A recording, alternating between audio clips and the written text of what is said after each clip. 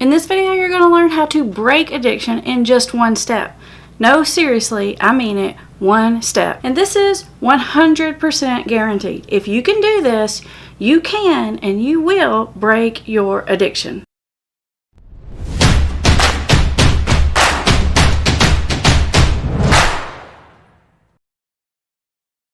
For those of you who are new here, I'm Amber Hollingsworth, and you're watching Put the Shovel Down, the YouTube channel designed to help you understand the science and psychology of addiction so you can get your life back on track, recover your loved ones, and get back to living the life that you want to live. Now, on this channel, I usually say, if you'll follow the advice I give you, you will stay 5 steps ahead of addiction.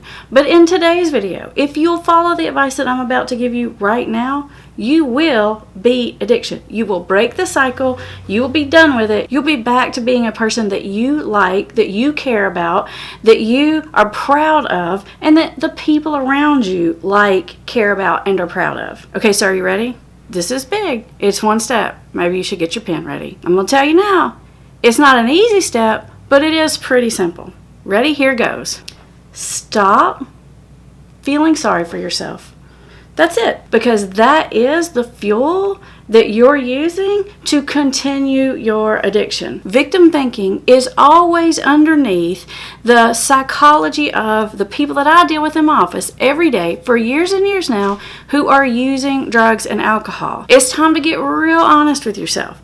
This is the way that you justify continuing to make bad decisions, continuing to do things that hurt you, that hurts the people around you, and ultimately the way that you're justifying continuing to make decisions that cause you to be a person that you don't like anymore. And those of you who follow this channel, you know that recovery is about becoming a person that you like, that you respect. And when you can do that, you will have much less need for drugs.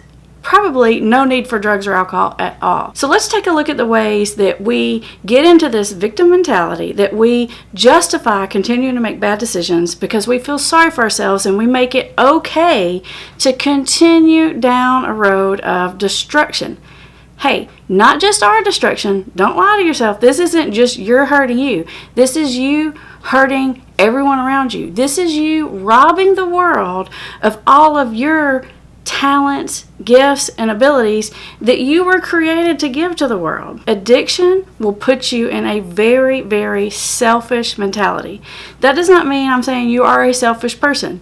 My guess is you're not a selfish person at all, but addiction puts you into a selfish state of mind. And in order to get you in that selfish state of mind, it's going to tell you a lot of reasons why it's okay to do what you're doing. It's going to justify it for you, and the way it's going to justify it is to get you into that victim thinking. So I've got a whole list of these victim thoughts for you. I hear them every single day in my office. So let's go through a few of those that I hear all the time. Some of these are going to sound really, really familiar for you. And make sure you watch this whole thing, because after we go through these, we're going to take a hard look at what the real truth of the situation is. So let's cut off the fuel line to addiction. If you can do this, you're going to get the biggest reward.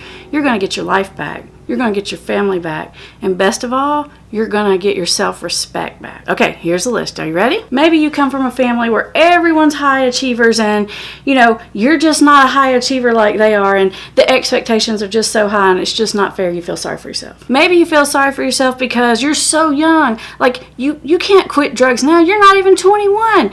Come on now. Maybe you feel sorry for yourself because your daddy loves your brother more. That's not a reason to continue to use drugs and alcohol in a problematic way. Here's one I hear all the time, so let's pay really close attention to this one if you're married. Here it is. I use or I drink because my spouse is too controlling. My wife is too controlling. My husband's too uptight and he tries to control everything I do. The truth of it is, most of the time when I hear this, the spouse is being a little controlling. But the reason is because the person is drinking or using too much. So let's be honest. I hear it all the time. I'm only sneak drinking because my wife goes crazy if I drink anything at all, so I have to hide it. No, you sneak drinking because your wife goes crazy. She goes crazy because you have a drinking problem. Let's get real with yourself. You might be telling yourself something like, well, I don't really drink too much. My spouse is just overreactive because their dad had a problem or their brother had a problem or something like that. No, your spouse is reactive because your substance use is problematic. Maybe you're drinking because you feel like you just do everything for the whole family and everyone's just so ungrateful and no one appreciates you or respects you and you're just totally self-sacrificing. Self-pity. See, that I deserve it thought, that's a self-pity thought. That comes from a resentment that you're building because you feel like you're being taken advantage of. If that's the case, it's your responsibility to do something about that. It's your responsibility to change these things, not to use the situation to feel sorry for yourself to justify making more bad decisions. I'm not saying none of these things ever happen. Of course these things happen. Maybe your dad does like your brother more. Maybe your spouse is controlling. Maybe no one in your family appreciates you. Maybe you are 16 and having to get sober and you're not going to get to go to prom. These are realities, but it's not a reason to continue to be okay to make bad decisions. And remember, hang on, because we're coming to the truth of the matter. So definitely keep watching. But first, let's go over some more of these really common self-pity thoughts that I hear every day. I think it's just ridiculous that I can't have a drink, a glass of wine, or champagne at my own child's wedding. Self-pity thought. It's not fair that everyone around me gets to drink, use drugs, and have all this fun, and I can't even be a part of it. Self-pity thought. Maybe you're justifying your drinking or using because you lost your job or you lost a lot of money in the stock market. Hey, I get it. That sucks.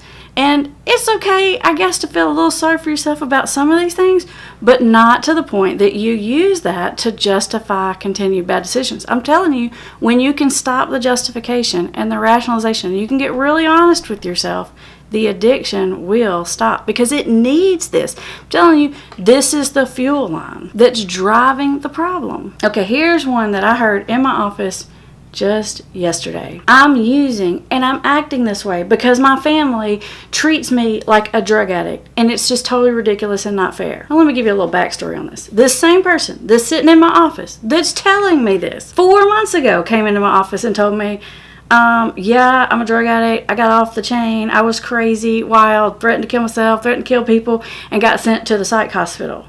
But now, this same person says that they're continuing to use substances because their family's treating them like a drug addict. I know, confusing, right? It doesn't make any sense. I'm telling you, the thinking around addiction causes you to get just so distorted in reality. And the answer is honesty. The answer is truth. The answer is not letting yourself off the hook when you have a bad day, when other people have something that you don't, when things just don't seem fair. It is not a reason to let yourself off the hook and make this bad decision. And don't worry, we're coming to the truth about why that really, really is the case. Maybe you're telling yourself that you're using drugs because you have to, because the only way you can make money is to sell drugs because your mama kicked you out the house. Well, let's stop and think. Why'd your mama kick you out the house? My guess is it might have had something to do with the fact that you were using a lot of drugs. So let's be real. Let's not use these excuses anymore. Here's one I heard last week. You know, it's not so much that I have a problem with alcohol. It's just that my parents are so religious. They just think any drinking or using at all is like a total sin. So it's not so much that I'm out of bounds. It's just that their thinking is totally off base. Here's one. I just want to have a normal teenage life. I just want to have the normal college experience. Getting wasted, making bad choices, and hurting all the people around you isn't a right. It isn't something that you have the right to. And it isn't something that you're being robbed of. That is a complete misconception. You're not entitled to go around and get messed up and destroy everything and everyone around you just because you're young. It's just not the way it works. And here is the most common self-pity, victimization thought that leads to relapse that I see, period, across the board. Are you ready for it? This is it. Number one right here. I just want to be able to drink or use sociably. Now, there are a lot of variations of this thought. It can sound like, I just want to be able to have a few drinks, you know, on the boat with my friends in the summer. I just want to be able to have a couple of glasses of wine at a family wedding. I should be able to just smoke weed occasionally with my buddies at a college party. But when you're being really honest with yourself, you're going to have to say, can you really do that? Can you really just have 2 drinks? Can you really just have a couple of beers on the boat with your buddies? Can you just occasionally share a joint with some friends at the college party? My guess is probably not, or you wouldn't be watching this video. My guess is you've tried that and it hasn't worked. Honesty is the cure for addiction. The more self-responsibility you can take, the more you can live a life of integrity. And by that I mean living a life that is consistent with your value system. The more you're going to like yourself, the more you're going to respect yourself. And being in recovery, it's not only going to be easy, it's going to be way easier than living that addicted life that you were living. Because let's be honest, that's miserable. Let's have the truth of it. Do you deserve to be miserable? No, you don't deserve to be miserable. So why are you making all these excuses and justifications to keep that misery? Okay, so I told you, we're going to get to the truth. The truth of it is, when you're behaving that way, you're acting in a selfish way, in a way that is hurting all of the people around you. That's the truth of it. And so you're going around here feeling sorry for yourself because you can't have 2 glasses of wine at a party, but you're feeling sorry for yourself to the point that you're embarrassing your child at their wedding, that you're ruining the family event, that you're forgetting to turn in your college final paper because you got wasted the night before and you overslept your final exams that your parent paid $10,000 for that semester. So truly, is it you that you should feel sorry for yourself about, or is it the people around you that this addiction is destroying?